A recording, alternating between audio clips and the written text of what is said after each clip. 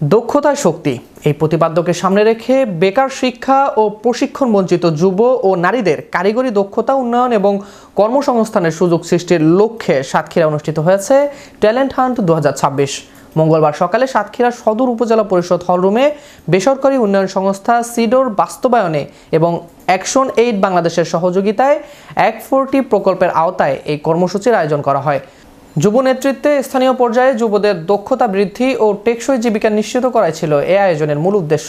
অনুষ্ঠানে সাতক্ষীরার বিভিন্ন প্রান্তিক ও দূরবর্তী এলাকা থেকে প্রায় 150 থেকে 200 জন তরুণ তরুণী ও যুব নারী অংশগ্রহণ করেন। অংশগ্রহণকারীরা তাদের সুবিধাজনক ও পছন্দসই বিভিন্ন কারিগরি ট্রেডে প্রশিক্ষণের জন্য নিজেদের নাম তালিকাভুক্ত করেন।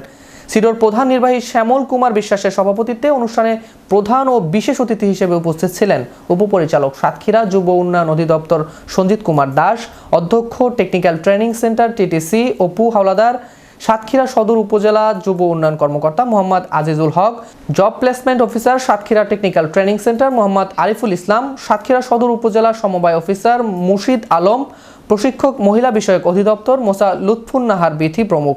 সানজিদা নাহার শোভা বলেন, দক্ষতাই শক্তি এই ভাবনা নিয়ে ট্যালেন্ট হান্ট 2026-এ একজন তরুণী হিসেবে উপস্থিত হতে পেরে আমি আনন্দিত। পিছিয়ে পড়া যুব ও নারী সমাজের আত্মনির্ভরশীল হওয়ার জন্য বাস্তব ভিত্তিক কারিগরি প্রশিক্ষণের বিকল্প নেই। সিডো ও অ্যাকশন এইড বাংলাদেশকে এই আয়োজনের জন্য ধন্যবাদ। প্রত্যাশা করি সাতক্ষীরার প্রতিটি প্রান্তে যেন এই প্রশিক্ষণ পৌঁছে যায়, যাতে আমাদের তরুণ ও নারী সমাজ দক্ষ হয়ে অর্থনীতিতে অবদান রাখতে পারে। বক্তারা বলেন, আধুনিক কর্মসংস্থানের বাজারে টিকে থাকতে কারিগরি ও বাস্তব ভিত্তিক দক্ষতার কোনো বিকল্প নেই।